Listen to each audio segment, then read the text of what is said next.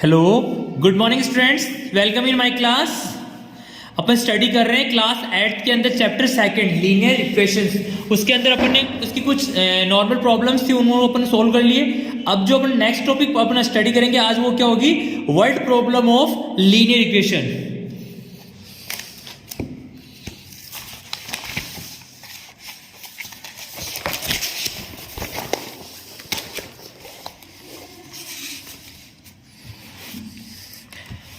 आज अपन स्टडी करेंगे इसके अंदर वर्ड प्रॉब्लम है।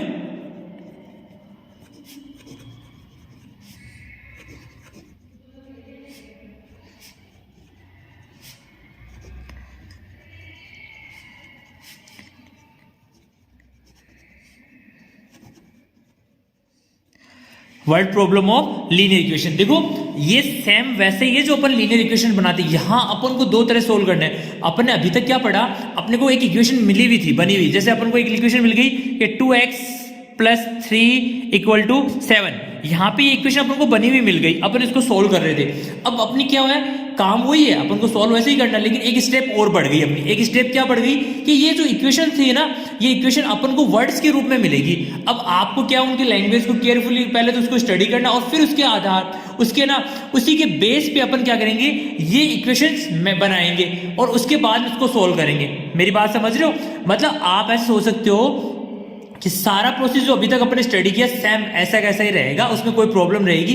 बस आपके लिए एक स्टेप और बढ़ गई। एक स्टेप क्या बढ़ गई आपके लिए कि अब आपको वर्ड्स के रूप में कुछ प्रॉब्लम्स मिलेगी। उसको सोल्व करने के लिए आपको फिर क्या करना है, उस प्रॉब्लम को सोल्व करना है। तो पहले उस प्रॉब्लम को बनाना है और फिर बनाने के बाद उसको सोल्व करना है। बस इतना सा आपका काम बढ़ा है। अभी देखो इसको पढ़ते हैं। सबसे देखो यहाँ पे इन्होंने ये स्टेप्स में दे रखा है, जो चीजें मैंने आपको बता दी। फर्स्ट स्टेप इन्होंने क्या देखा है, रीड द प्रॉब्लम केयरफुली।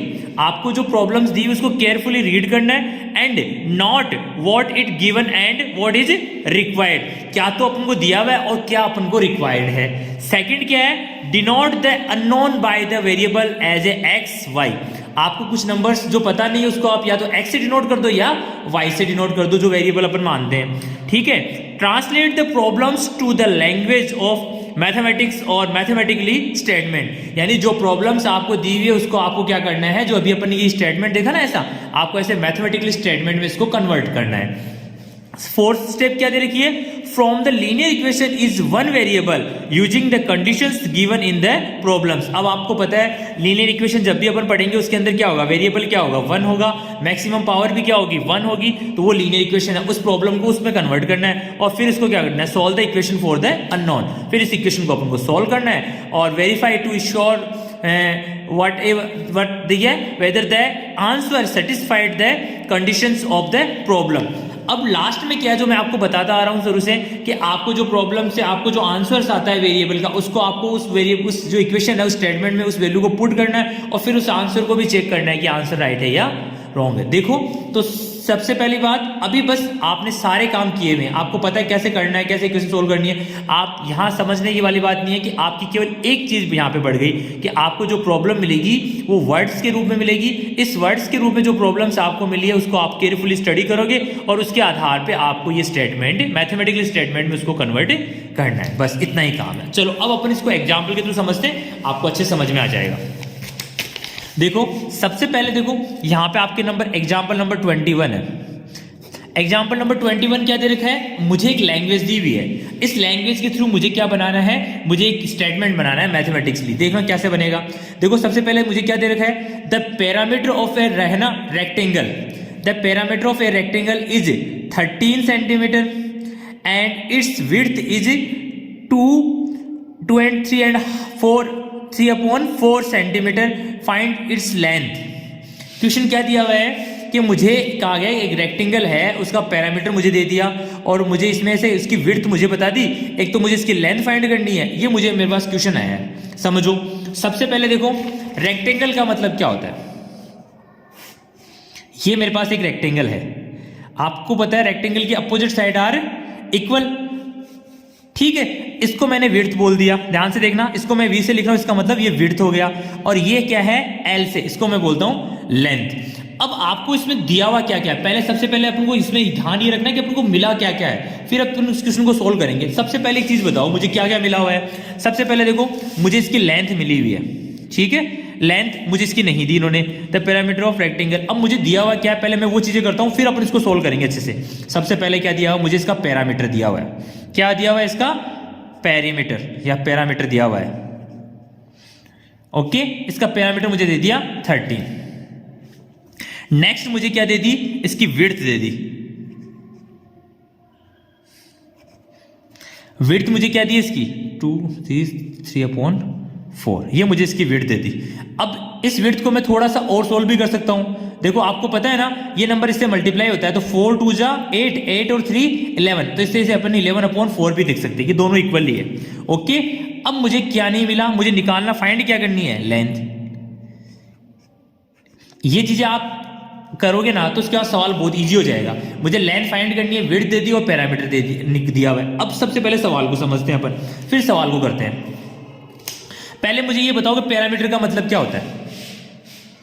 इसके जो पैरामीटर या पैरामीटर का मतलब क्या होता है, किसी भी जो अपने को जो भी अपने रेक्टेंगल दे दिया, तो इसकी जो 4 साइड है ना, ये सारी इनका एड ना, इनका जो है ना टोटल या सम होता है ना, उसको अपन क्या बोलते हैं, इसका पैरामीटर बोलते हैं। सबसे पहले देखो इसका पैरामीटर, मैं इसे पी से डिनोट कर रहा हूं। पैरामीटर क्या होगा, विड्थ प्लस लेंथ। ये विड्थ लेंथ, ये भी क्या है, विड्थ और ये लेंथ, तो यानी विड्थ प्लस लेंथ, यानी इनकी जो चारों साइड्स है इनका ऐड या इनका सम होता है, वो होता है इसका पैरामीटर। अब देखो इसके अंदर क्या है, एक चीज और ध्यान रखना, किसी भी फॉर्मूले को आपको याद करने की जरूरत नहीं है। आपको लर्न या अपन कहते हैं ना, आपको याद करने की जरूरत नहीं है, बस उसको समझने की जरूरत है। देखो विड्थ इसमें कितनी बार आ गई, 2 बार, तो मैं इसको ऐसे लिख सकता हूं 2W। एल भी कितनी बार आ गया, 2 टाइम, तो मैं इसको क्या लिख सकता हूं, 2 लेंथ यानी 2L। ओके, अब इसमें से दोनों में से 2 क्या आ रहा है, कॉमन। कॉमन का मतलब होता है जो दो चीज दोनों में से उसको अपन बाहर निकाल लिया। मैंने इसको बाहर निकाल लिया तो मेरे पास बच गया क्या, W प्लस L, यानी विड्थ और L, इसकी जो विड्थ है और इसकी लेंथ है, उन दोनों को टोटल कर दो और उसको 2 से मल्टीप्लाई कर देंगे तो अपने पास क्या आ जाएगा, इसका पैरामीटर आ जाएगा।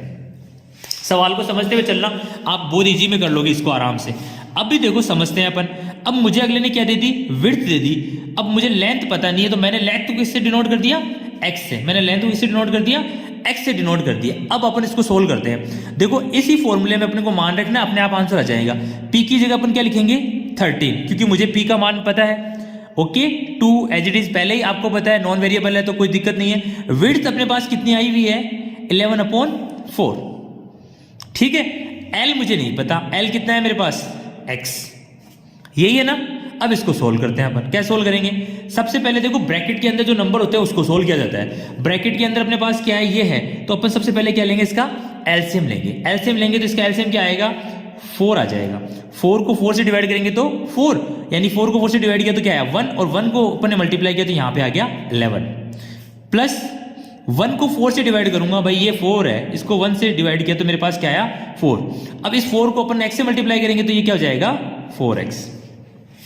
ये समझ में आ गया कि 4 कैसे आया, क्योंकि आप 1 की टेबल 4 इसको बोलोगे तो ये क्या हुआ 4 टाइम्स जाएगा, इसका मतलब यहाँ पे क्या आ जाएगा 4, और इसको मल्टीप्लाई कर दिया, ये ब्रैकेट बंद, यहाँ पे 2, वैसा एज इट इज वैसा वैसा कर दिया।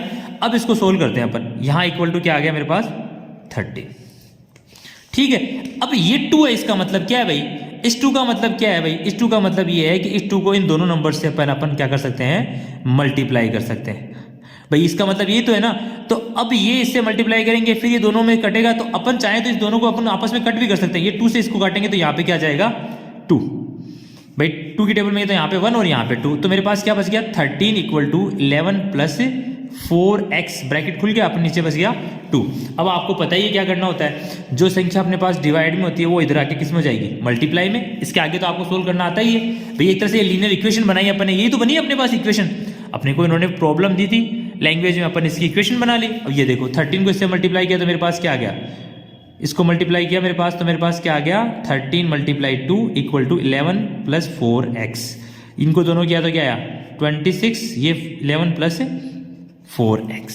आ रहा है समझ में। अब अपन इसको सोल्व कैसे करेंगे, वेरिएबल एक तरफ कर लो और उसको अलग कर ले। तो ये देखो मैं इसको ऐसे लिख रहा हूँ 4x प्लस 11 इक्वल टू 26। अब आपको पता है 4x इक्वल टू 26, ये प्लस इधर आते किसका हो जाएगा, ये प्लस का 11 इधर आते किसका हो जाएगा माइनस का 11। तो 4x बराबर मेरे पास क्या बच गया भाई 11, इसमें से कम नहीं, अपने पास क्या बच गया 15, क्या बच गया अपने पास 15। ओके, ये 15 बच गया, अपने पास 15 बच गया, और यहाँ मेरे पास x बराबर क्या बच जाएगा 15/4। इसका आंसर क्या आ जाएगा 15/4। ये अपने पास आंसर 15/4 आ गया। ये आपका आंसर ये भी राइट है। और अगर उन्होंने ऐसे मान लो, इसको अपन ऐसे भी लिख सकते हैं भाई, अगर अपन इसको 15 को अपन 4 से डिवाइड करेंगे तो क्या आया 3 टाइम, यहाँ पे 12 और यहाँ पे क्या बच गया 3। तो मैं इसको ऐसे नहीं लिख सकता क्या, जो चीज़ अपने पास रिमेन होती है वो सबसे पहले अपन कहाँ रखते हैं, ऊपर लिखते हैं, ठीक है। जिससे डिवाइड करते हैं वो यहाँ लिखते हैं, और जो अपने पास क्वेश्चंस आते हैं उसको यहाँ लिखते हैं। तो 3 ये अपन करेंगे तो ये भी इसका आंसर हो जाएगा। ये सारे दोनों आंसर क्या है, राइट है। आ रहा है समझ में कि अपने पास क्या था, इन्होंने अपने को एक पैरामीटर दिया, पैरामीटर देके इन्होंने क्या बोला कि आपको ना, ये अपने पास एक रेक्टेंगल देके उन्होंने बोला कि इसका पैरामीटर दे दिया, मैंने इसकी विड्थ दे दी, और आपको इसकी क्या करनी है, लेंथ निकालनी है। अब ये जो वैल्यू आई है वो x की तो आई है, और x की वैल्यू अपन को निकालनी है। x क्या है इसका, लेंथ।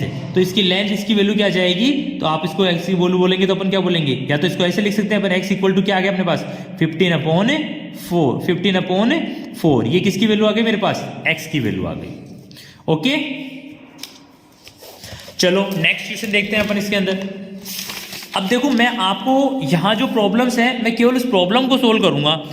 आपको इसका आगे इक्वेशंस को सोल्व कैसे करना है ये आपको आता है, तो ये आप इक्वेशन तो आप अपने आप सोल्व कर लोगे। उसकी जो प्रॉब्लम्स है वो मैं आपको बताऊंगा कि इसको प्रॉब्लम को कैसे सोल्व करनी है, ठीक है। अब देखो नेक्स्ट, देखो अपन यहां पे इसको सोल्व करते हैं। जैसे मेरे पास नेक्स्ट इसके अंदर आ गई,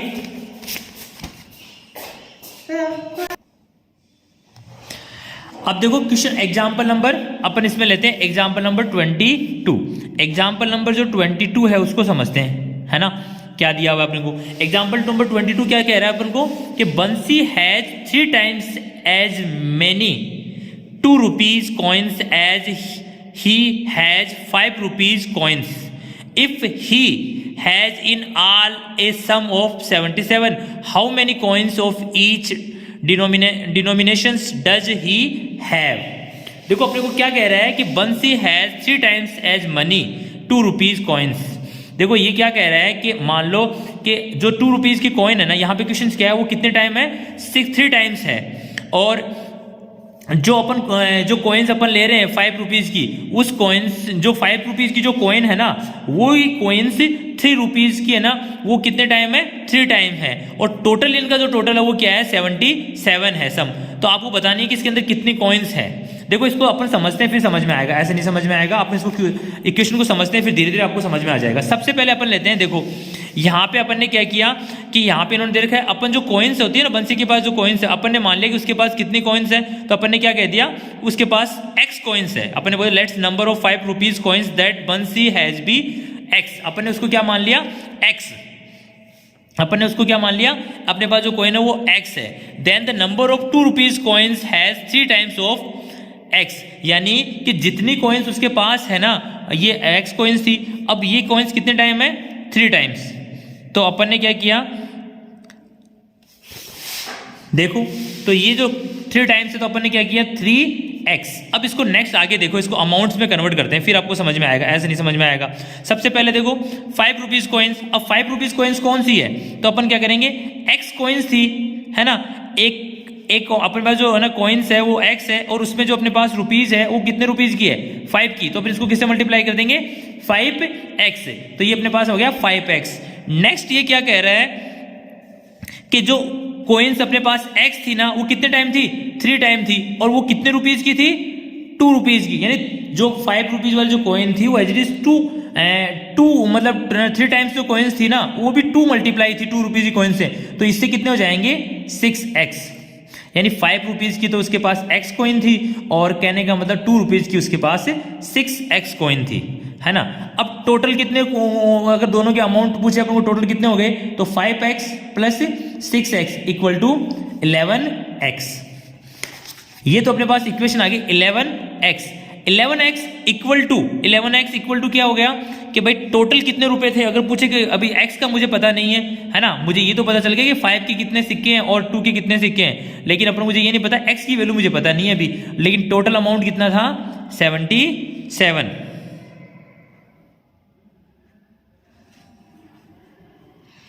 ओके, अब इसको सोल्व करते हैं अपन। भाई मुझे ना ये नहीं पता कि 5 रुपीज के कितने कॉइन है, 2 रुपीज के कितने कॉइन है, मुझे ये नहीं पता, तो मैं इसको सोल्व करता हूँ। मेरे पास 11x बराबर क्या हो गया, इक्वल टू 77। तो x बराबर क्या आ जाएगा 77/11, इनको सोल्व करेंगे तो क्या आ जाएगा 7, यानी x की वैल्यू मेरे पास क्या आ गई 7। यानी मेरे पास अगर कोई पूछे, अब आपको पता है 5 रुपीज की कितने कॉइन है मेरे पास 7 कॉइन है, और 2 रुपीज की कितनी कॉइन है मेरे पास 2 रुपीज। अब x की वैल्यू क्या आ गई है ना, ये अब मुझे पता चल जाएगा कि मुझे कितनी कितनी कॉइन्स है। तो 5 रुपीज के लिए अगर मुझे निकालना हो तो 5 × 7, अमाउंट तो इतना हो जाएगा है ना, और कॉइन्स कितनी हो जाएगी, कॉइन्स मेरे पास कितनी आ जाएगी इसकी, कॉइन्स मेरे पास 7 कॉइन्स आ जाएगी 5 रुपीज की, और 6 × 7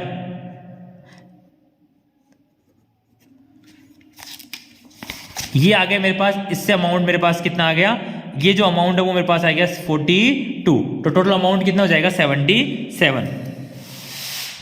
तो अपने पास सवाल, ये देखो वापस इसको समझते हैं। इसको क्वेश्चन में अपने पास क्या दिया हुआ है कि मुझे क्या कह रहा है, let the number of 5 rupees coins. मुझे नहीं पता कितनी कॉइन्स है, तो मैंने बोला कि 5 रुपीज की कॉइन्स मैंने क्या मान ली, x मान ली। अब ये कह रहा है कि जितनी कॉइन्स 5 रुपए की है ना, उसकी 3 टाइम कॉइन्स है ना, वो कितनी है, उस 3 टाइम्स जो कॉइन है वो किसकी है 2 रुपीज की है। 3 टाइम्स कॉइन, यानी 5 रुपए की अगर x है तो उसकी 3 टाइप क्या हो जाएगी 2 की कॉइन्स है। मतलब इसका ऐसे समझ लो, अगर मेरे कहने का मतलब ये है कि अगर 5 रुपीज की मेरे पास 10 कॉइन है तो 2 रुपीज की कितनी कॉइन हो जाएगी 3 टाइम, यानी 30 कॉइन्स। अगर ये 20 कॉइन्स है 5 रुपीज की तो ये कितनी हो जाएगी 60। अगर ये 5 कॉइन है तो ये कितनी हो जाएगी 50, यानी इसकी 3 टाइम्स है वो 2 रुपीज वाली कॉइन है ना। तो यही अपन ने इक्वेशन बनाया। तो सबसे पहले अपन ने क्या किया, ये जो 5 रुपीज की कॉइन थी उसको अपन ने x मान लिया, तो ये इसकी क्या हो जाएगी 2 रुपीज वाली कॉइन इसकी क्या है 3 टाइम है। और फिर अपन ने इसका अमाउंट निकालना था, तो इसको तो मैंने 5 से मल्टीप्लाई किया और इसको मैंने किससे किया 2 से मल्टीप्लाई किया। अब लास्ट में जब अपन ने सोल्व किया ना सवाल, तो अपने पास क्या आया कि इसकी तो कितनी कॉइन हो जाएगी मेरे पास, भाई ये तो अमाउंट 35 अमाउंट है और ये कितना अमाउंट है इसका 40। अब इसको आप इसको देखो ऐसे भी समझ सकते हो, ऐसे समझोगे ना तब समझ में आएगा आपको सवाल। देखो 5 रुपीज की कॉइन्स कितनी है अपने पास 7 कॉइन है। 5 रुपीज की कितनी कॉइन है 7 कॉइन है। और 2 रुपीज की कितनी कॉइन है, अपन ने क्या बोला 2 रुपीज की कॉइन कितनी, ये देखो 2 रुपीज कितने हो रहे हैं टोटल, भाई आपको पता है 2 रुपीज के 42 रुपीज हो रहे हैं, तो 2 रुपीज के हिसाब से इसकी कॉइन कितनी हो जाएगी 21 कॉइन। और 5 रुपीज की कितनी कॉइन है 7 कॉइन। तो अपन ने यही तो कहा था, अगर 5 रुपीज की 1 कॉइन है ना, अगर ये x मानते हैं तो ये इसकी क्या हो जाएगी 3 मल्टीप्लाई हो जाएगी या 3 टाइम्स हो जाएगी। तो ये आप देख लो, इसकी 7 कॉइन है, इसकी कितनी कॉइन हो रही है 3 टाइम्स, यानी 21 कॉइन्स। ये 3 टाइम हो गई ना, से 7 3 जा 21। ओके, नेक्स्ट देखो,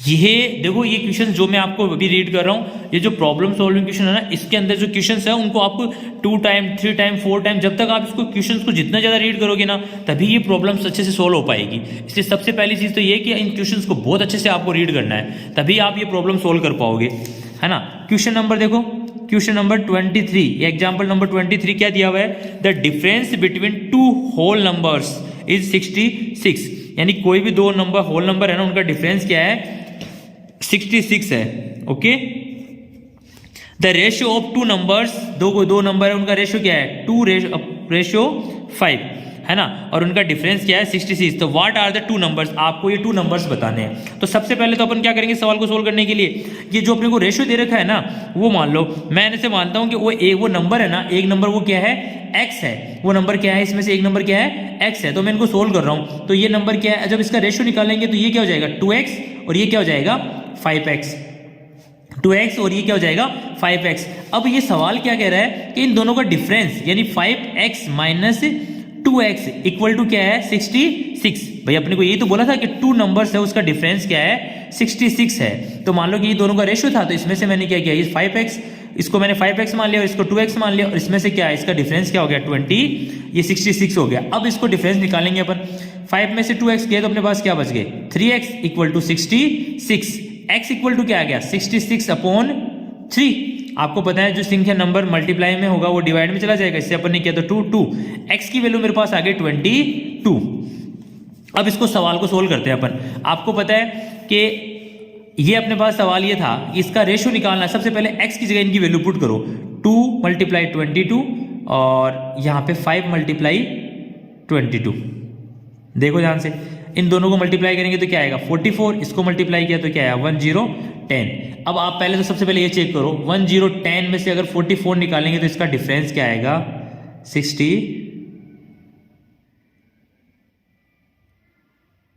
इसको करेंगे तो ये 105 आएगा, है ना, 105 आएगा, ये 105 है। अब 105 में से अगर अपन इसका डिफरेंस निकालेंगे, आप 10 में से इसका डिफरेंस निकालोगे तो ये क्या आएगा 66। पहली चीज़ तो इन्होंने जो बोली वो कि टू नंबर्स आप लोगे उनमें से उनका डिफरेंस क्या आएगा 66, तो अपन ने निकाल लिया।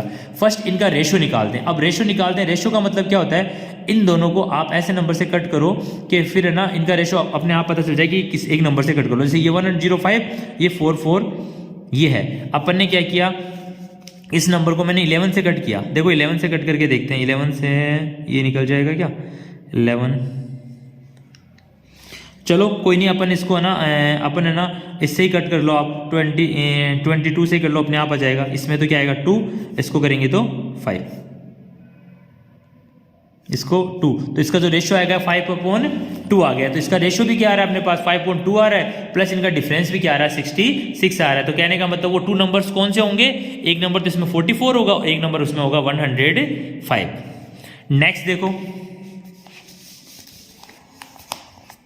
क्वेश्चन नंबर एग्जाम्पल नंबर अपन पढ़ेंगे, एग्जाम्पल नंबर 24। एग्जाम्पल नंबर 24 क्या है कि Devyanshi has a total of, Devyanshi कितने पैसे रखती है, देखो Devyanshi has total of 590 as currency notes in the denominations of 50, 20 and 10.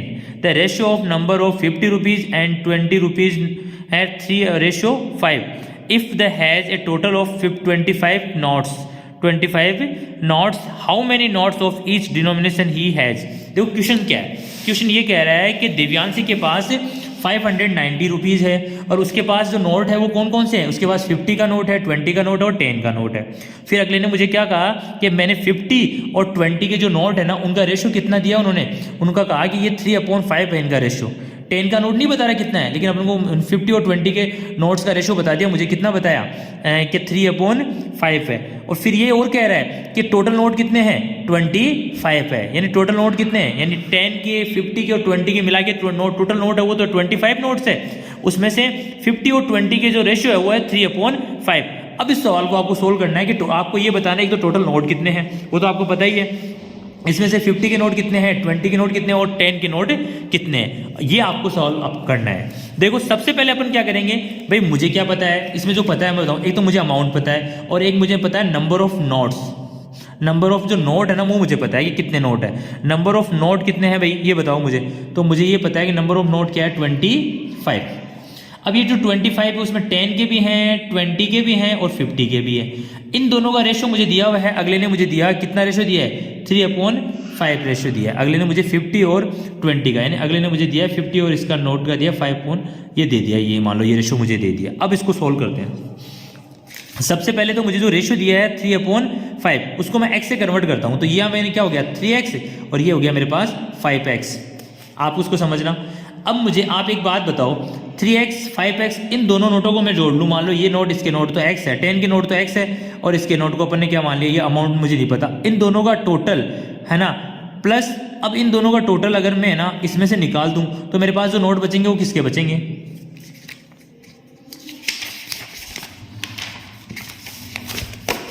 देखो मेरे पास जो नोट्स है वो मैं बताता हूँ आपको। मेरे पास है ना नोट्स क्या है 50 के नोट है, उनको तो मैंने क्या मान लिया भाई let's the number of 50 notes. अब मैंने 50 के नोट है, ये तो मेरे पास 50 के नोट थे और ये मेरे पास 20 के नोट थे। 50 के नोट को मैंने क्या मान लिया, इनका रेशियो मुझे दिया हुआ है 3, तो इसको मैंने 3x मान लिया और इसको मैंने क्या मान लिया 5x मान लिया। अब ये मुझे हो गए। अब मुझे 10 के नोट, सबसे पहले तो मुझे ये पता होना चाहिए कि 10 के नोट कितने थे मेरे पास, तो इसका मुझे पता ही नहीं है 10 के नोट कितने हैं। अब टोटल नोट मुझे पता है, टोटल नोट कितने हैं 25 है। तो क्या मैं इन दोनों को जोड़ के इसमें से अगर इनको रिमेन करूंगा, इसको सब्ट्रैक्ट करूंगा तो इसके नोट नहीं आ जाएंगे कि मेरे पास, या मैं इसको ऐसे नहीं बना सकता कि इस इक्वेशन को कि 25 माइनस के 3x प्लस 5x, समझ रहे हो कि इस बात को, कि अगर इन दोनों को जोड़ दूं मैं, टोटल कर दूं, यानी इनके और इनके नोटों को इसमें ऐड करके अगर इसमें से निकालूंगा तो ये 10 के नोट नहीं बच जाएंगे क्या भाई। आप ऐसे मान के चलो कि मेरे पास है ना, इसको ऐसे समझो कि 3 दोस्त हैं, राम, श्याम और मोहन। राम और श्याम के अमाउंट आपको पता है और टोटल अमाउंट आपको पता है, तो आप मोहन का अमाउंट नहीं निकाल सकते क्या? भाई आपको ये पता है कि राम के, अब मान लो कि देखो मैं आपको इसको समझाता हूँ, यहाँ समझते हैं इसको, इसी क्वेश्चन को आप थोड़ा सा यहाँ समझो कि 3 व्यक्ति है, राम, श्याम और मोहन। राम की अमाउंट है 100 रुपये, श्याम के पास है 200, मोहन का मुझे पता नहीं, और टोटल अमाउंट मेरे पास है वो है 500।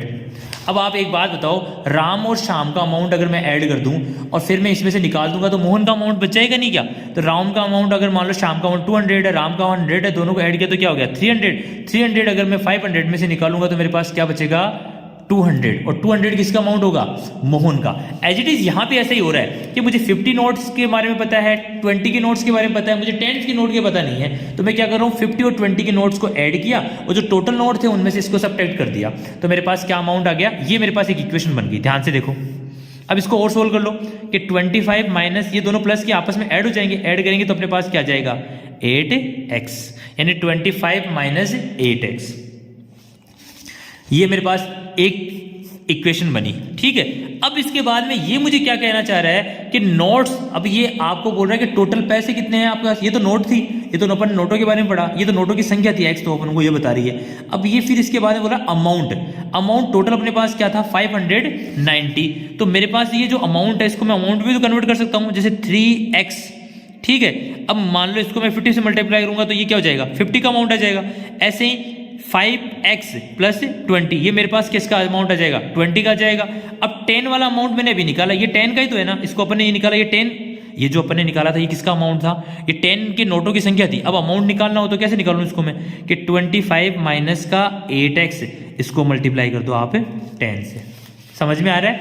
ये वाला अमाउंट 50 का हो जाएगा, ये 20 का हो जाएगा, और ये किसका हो जाएगा 10 का हो जाएगा, और टोटल अमाउंट अपन को पता ही है। अब इसको सोल्व कर लो आप, अपने आप आ जाएगा, यानी कि 3x, इसको मल्टीप्लाई करके मैं पूरे यहीं सोल्व कर लेते हैं। 50 से इसको मल्टीप्लाई किया तो मेरे पास क्या आ गया 150x, इसको किया तो मेरे पास 100x, इसको सोल्व करूंगा तो मेरे पास क्या आ जाएगा 250 माइनस के 80x, ये मेरे पास 10 के नोट आ गए। और इन तीनों को अगर मैं ऐड कर दूं और टोटल अमाउंट मेरे पास पता ही है कितना है, तो 50x plus 100x 250 minus 80x equal to 590।